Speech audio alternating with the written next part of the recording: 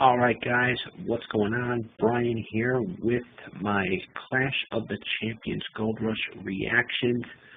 Um, a couple of news bits, or one piece of news has to do concerning two of the matches that were supposed to happen tonight at Clash of Champions.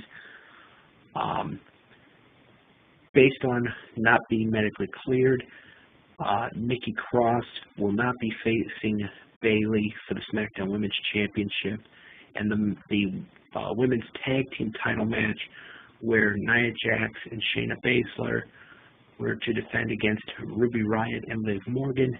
That one's not happening either. They announced on the kickoff show that those three, Baszler, Jax, and Nikki Cross, were not medically cleared, so they will not be competing tonight. However, Bayley will probably still have an opponent, but it will not be Nikki Cross. So that's kind of a bummer.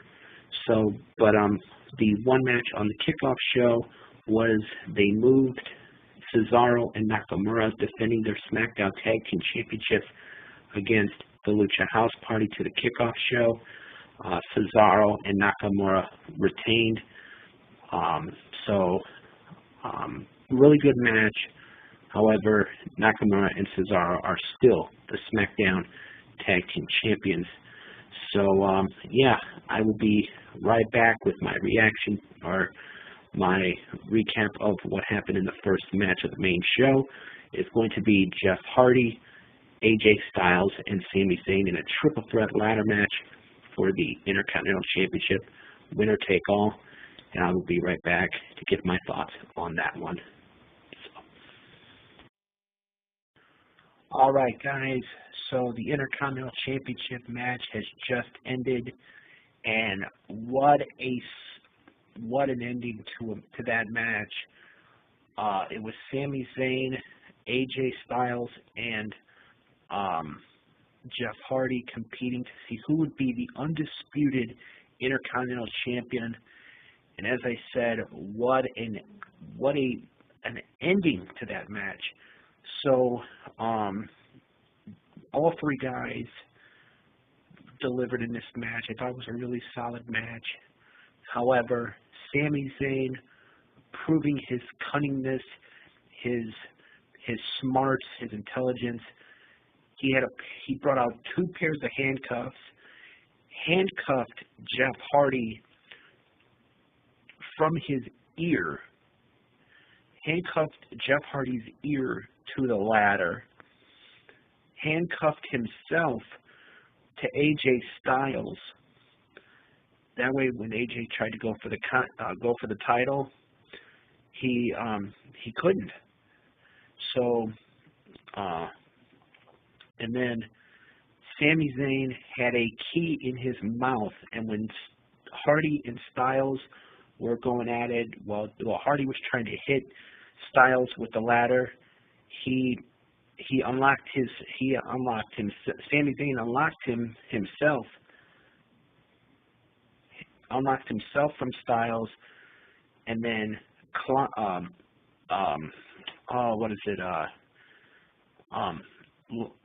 cuffed the other handcuff to the ladder, and then captured, or as he put it, just after he won, still the Intercontinental Champion. So big congratulations to Sami Zayn.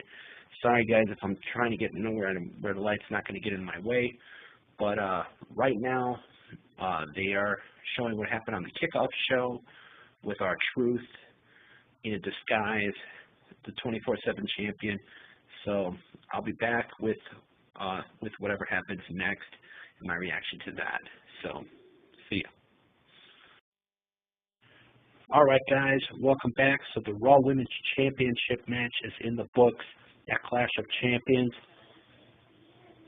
Short match. Asuka retained.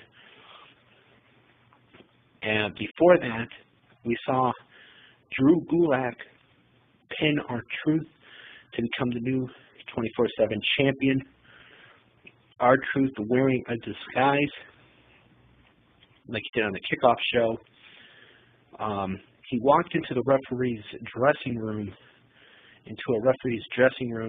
and he was dressed up as like a gold miner, like someone mining for gold, because it's Clash of Champions Gold Rush.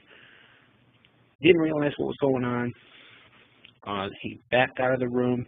One of the referees is like, "Are you okay? You need something?" And Drew Gulak snuck up behind and rolled up R-Truth to become the new 24/7 champion. Then, like I mentioned, we had the Raw Women's Championship match. Didn't really care for it. Asuka defeating Zelina Vega. Vega brought her A game, but it wasn't enough. She got locked in the Asuka lock and tapped out. After the match, Asuka wanted to shake Zelina Vega's hand. However, Zelina attacked her, and then Asuka was angry, cut a promo in Japanese.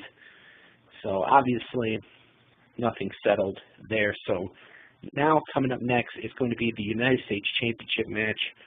Apollo Crews challenging Bobby Lashley, and I will be back with my reaction and my thoughts on that one. So I'll be back. All right, guys, I'm back. Just got done finished watching Lashley versus Apollo Crews for the United States Championship. An okay match. Lashley retained with the Hurt Lock, which is a version of the Full Nelson. So yeah, I mean, it was a really good match. Coming up next is Andrade and Angel Garza challenging for the Raw Tag Team Championships. So that's going to be the next one. Andrade and Angel Garza challenging the Street Profits for the Raw Tag Team Championships. So far, I mean, the only match that I really enjoyed was the Triple Threat Ladder match that saw Sami Zayn recapturing the Intercontinental Championship, defeating Jeff Hardy and AJ Styles. So far, like I said, the show it's okay, with the exception of just that matchup. So, yeah, I will get back to you guys after the Raw Tag Team title match to give my thoughts on this matchup. All right, guys, I'm back with my recap of the Raw Tag Team title match. Controversy is one word to describe the ending of this match between the Street Profits, the Raw Tag Team Champions, and Andrade and Angel Garza. Really good tag match. Garza and Andrade worked well together as a team, finally getting on the same page. However, they were kind of robbed of this match because near the end of the match, Angelo Dawkins would hit the Anointment, which is like the version of a Sky High or a toss-up, his move. And he went for the pin. 1, 2, and Andrade got the shoulder up. However, the referee counted 3. So a lot of controversy in that one. This is probably going to lead to a rematch. Garza and Andrade had a serious gripe as far as their contention for the tag team championships. I'm trying to see what's going to be coming up next. But yeah, really good tag match for the Raw Tag titles. However, Garza and Andrade did get robbed. So with that being said, and are they? What is it? Oh, they're 2 nights for the draft. 2 brands. Every superstar. When is this going to be happening? Every champion. Oh, so apparently the draft is going to be including champions as well. Friday, October 9th on Fox is when the WWE draft happens. That's going to be night number 1. And then October the 12th is when the second night happens. So, so apparently the draft will be coming up next month, I believe a week from this Friday, if I'm not mistaken. We'll start night number 1 on SmackDown, and on night number 2 will be happening the following Monday on Raw. So, and according to what they just said, every superstar, every champion. So, who knows? Will a champion change? Will a champion switch brands? Now Drew Gulak, the new 24/7 champion who won the title earlier in the night, he is on doing an interview. Is he about to lose the title? I'm going to stay with this for a bit. And apparently so, because apparently somebody is hiding behind him. So, and R-Truth. So 1, 2, and 3. So R-Truth is once again, for the umpteenth time, the 24/7 champion. So, yeah, that about does it for this part. I'll get back to you what the next match is going to be. So, see ya. All right, guys, what's up? Brian back here. This time we're recapping what just went down. Bayley did defend her SmackDown Women's Championship. However, she did it against the Raw Women's Champion, Asuka. As first reported on the kickoff show, Nikki Cross, not medically cleared to compete. So Bayley came out. She talked about how this was Nikki's opportunity to show how she's still going to lose. And she then issued an open challenge to anyone, which Asuka would answer. The match would end in a disqualification victory for Asuka because Bayley attacked her with a chair. However, Bayley would get a welcoming visit from her former best friend, Sasha Banks, who came out, who hit her in the back with a chair. She went after her. Bayley then got the advantage. Sasha still supporting the neck brace because of the attack a couple weeks ago on SmackDown. However, she got revenge on Bayley, and before she could do anything else, Bayley got away before Sasha could use a chair. Now, coming up next is going to be the WWE Championship match, apparently. Randy Orton challenging Drew McIntyre in an ambulance match. So I will be back with my thoughts on that one in just a little bit. All right, everyone, welcome back. Brian back here, and the WWE Championship ambulance match between Drew McIntyre, the champion, and Randy Orton has come to a close. And a really great ambulance match that saw appearances by Christian, Big Show, Shawn Michaels, and Ric Flair, all of whom have been put down or have been punted by Randy Orton. And as they described, the sins of Randy Orton over the summer has come to bite him in the backside, as Drew McIntyre retained the WWE Championship tonight at Clash of Champions Gold Rush. Like I said, a really good match. Big Show at the beginning of the match, or near the beginning of the match, Orton was going for the punt. We would see Big Show make an appearance. He grabbed Orton's leg and then pulled him outside the ring and chokeslammed him through the announce table. Then, a little bit later, Christian, when McIntyre and Orton were fighting backstage and Orton had the advantage, Christian would appear and go after Orton. Then, a little bit later on, Shawn Michaels Orton was on top of the ambulance with McIntyre. He knocked McIntyre off the top of the ambulance. Shawn Michaels would appear standing behind Orton as Orton looked down at Drew. And when Orton turned around, sweet chin music by Shawn Michaels. And then he pushed Orton off. And Orton still kept fighting.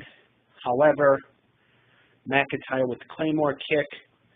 And then when McIntyre was going for the win, he would pull Orton a little bit out of the ambulance and deliver a punt of his own, delivering payback to Orton for what he did a few weeks ago, punting McIntyre 3 times, and then pushing him back into the ambulance and shutting both doors to win and retain the WWE Championship. Then, when the referee, while McIntyre was looking on, the referee was telling the ambulance, "Let's go, go." And who would appear?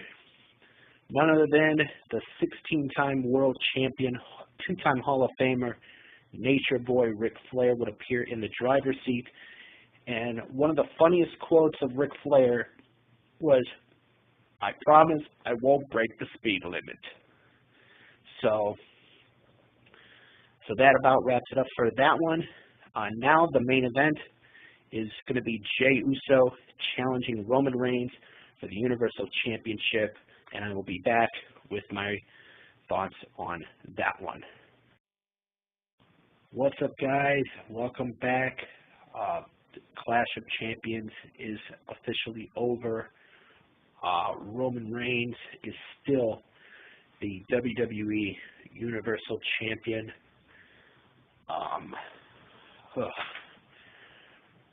What